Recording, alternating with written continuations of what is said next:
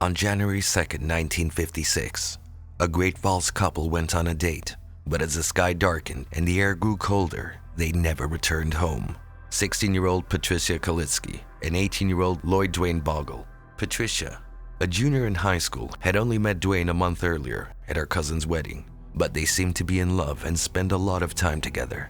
Duane and Patricia left Pete's Drive-In in Great Falls at 9 p.m. They exited Central Avenue westward to a famous lover's alley near Wadsworth Park. Duane and Patricia vanished. Patricia's parents suspected she had eloped with Duane because her older sister had eloped at the same age. Duane was a sergeant at Malmstrom AFB. He joined the 29th Fighter Interceptor Squadron. After looking at Patricia's past, they were concerned since she wasn't the kind to elope, even if the couple had discussed getting married. She studied hard and had high school lessons the next day. She wanted to go to college after high school. The couple also followed Patricia's curfew. Patricia's family accepted Duane as a member. The pair had no reason to vanish. 2 women and 2 airmen passed a man laying between a car and a tree that night. They dismissed this sighting as a drunk driver who had passed out in his automobile. They would have found the man dead if they had stopped. On January 3rd, 1956, 3 young boys walking in Great Falls found the bones of 18-year-old Lloyd Duane Bogle. His body was partly under his car and half outdoors. Duane was shot through the skull and bound behind his back with his belt. Headlights and ignition were on. Investigators knew Duane was shot, but couldn't find the bullet after a coronial inquiry suggested an autopsy. The bullet was still being searched for contextual evidence about the culprit. Duane was alive for hours after being shot, according to the autopsy. On January 5th, 1956, Patricia Kalitzke's bones were located in a steep ravine 8 miles from Duane's. She was found dressed on a 20-foot embankment 6 miles northwest of central Montana. As Duane's car had an expensive camera and his wallet had a $5 bill, sexual assault and robbery were immediately ruled out. When her remains were analyzed, Patricia showed no evidence of sexual assault. She was presumably sexually assaulted during her autopsy. Since addressing the incident was taboo at the time, news publications barely mentioned it. Coroners kept a vaginal swab for decades, despite the lack of DNA analysis technology.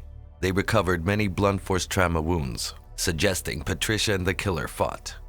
Investigators questioned a suspect in the Chinese-style executions that day. At the time, this word was quite acceptable. This suspect, an airman who worked with Duane, was never identified. Patricia's mother talked to Duane a few days before the deaths because he appeared to be distressed. He told her, "I got the blues and I just can't shake them." And then he said he had argued with a friend. He was cleared. Investigators searched the tree for the bullet in November 1989. The tree has always been of tremendous interest to law enforcement authorities because that's where he was killed, right at that tree, Cascade County Sheriff Barry Michelotti told the Associated Press. The bullet that killed Duane would help authorities assess the weapon's caliber and whether it was linked to any handgun collected in earlier occurrences. In the same interview, Sergeant Dick Duncan said that prior attempts to x-ray the tree failed due to its size and bark density. The 80-foot tree had a 4.5-foot trunk. Sheriff Michelotti said investigators would shave 33 growth rings from its bottom half. If we achieve the 33-year milestone on the tree, we should notice an entry if the bullet got into the trunk, a hole or a tunnel, he said. Bullets from the cottonwood tree revived the search for the offender. Unfortunately, the rounds could not be traced to a firearm used in another incident. Despite no major breakthroughs, detectives pursued all leads in the case. The case questioned 35 people. In 1956, Montana police arrested Edward Wayne Edwards for burglary. He fled Akron prison in 1955 and robbed gas stations nationwide. He was arrested in 1962 after being placed on the FBI's most wanted list in 1961. 1967 paroled him. He was arrested again in 2009 and pleaded guilty to killing 21-year-old Billy Lavaco, 18-year-old Judith Straub, 19-year-old Tim Hack, and 19-year-old Kelly Drew in 2010. Edward confessed to killing 25-year-old Danny Law Glockner in 2011. He also admitted to persuading U.S. Army man Danny Boy to the desert. Edward shot and buried Danny Boy.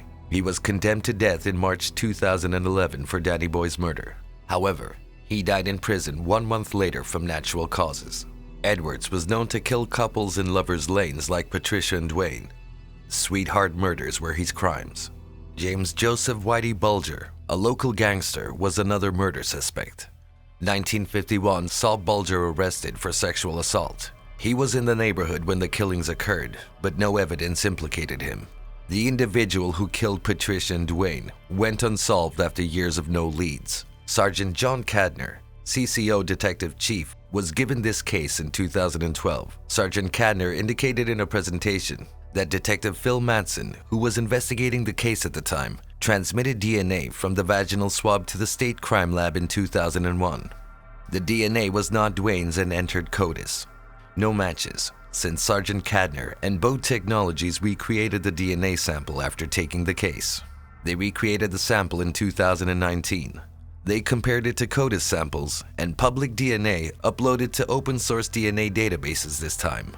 Independent genealogists used open source DNA databases. In 2018, the Golden State Killer was arrested after family members contributed their DNA to a similar open source DNA database. Sergeant Cadner's DNA matched 3 others, so detectives contacted them and their families. Kenneth Gould's DNA was the most likely match for Patricia Kalitzke's remains. Sergeant Cadner told NPR, "It was amazing because we now had a direction and somewhere to explore after 65 years. We got a game and a name after all that theory. It transformed the case." Another issue arose. Kenneth Gould was cremated in 2007. As authorities described the case to his children, they gave their DNA for comparison. Detectives approached them with skepticism, but they cooperated. I wasn't sure how they were going to respond when I came to them saying, "Hey, your dad's a suspect in this case," but they were fantastic to cooperate with, Sergeant Cadner told the Waco Tribune-Herald. Their DNA matched scene DNA. Great Falls resident Kenneth Gould rode horses around Vineyard Road, where Patricia's bones were located. He lived near Patricia's parents, but he didn't know Patricia or Duane. Kenneth Gould married a 16-year-old at 25, the same age Patricia was when she was killed. Kenneth moved his family from Montana to Missouri a month after the killings. As Kenneth Gould was dead, he was named the most likely suspect in the killings. Cadner said, "I can't give him the pistol. When you consider everything, he's a suspect." Kenneth's daughter informed Sergeant Cadner, "You never know. Some people keep secrets." The families of Duane Bogle and Patricia Kalitzke were eventually reached and given closure after 65 years. The relatives were relieved to get answers, but it also reopened old wounds, especially for those who knew the couple. Cadner said, "It aroused and reminded them. You have 2 energetic popular teens. This case consumed investigators. I've seen them leave something." By the time Patricia Kalitzke's killer was found, her sister, the only survivor, had advanced dementia. Stories about what might have happened to Duane had torn the Bogle family apart for years, including unfounded rumors that he had been associated with the mob. Karen Bogle McCarthy, his niece who was 54 at the time, was left behind to take care of Duane. James Bogle, her father, was Duane's younger brother and had grown up idolizing him. Karen said during a New York Times interview, "It seems like it happened only yesterday. Hence, if someone asked me if today's wonderful technology is a good thing, I would generally respond yes, at least for my generation, which is now a generation gone. But it undeniably reopens previous wounds that have had time to heal."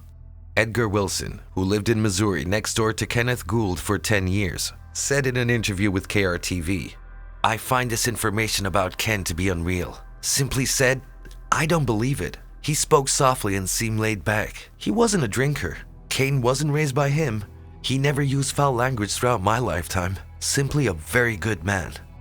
Kenneth spent his time in Missouri on a farm with his family, where he was a highly regarded horse trainer and bred sheep and goats. The only 3 people who would have been able to throw some light on this murder case are all dead. Hence, it's difficult to determine the motivation behind this crime. What we can say with certainty at this time is that, as Kenneth's daughter put it, some people simply have secrets they never reveal. If you enjoyed this video, be sure to give it a like, subscribe, and turn on the notification before leaving. Thanks for watching, and we'll see you in the next one.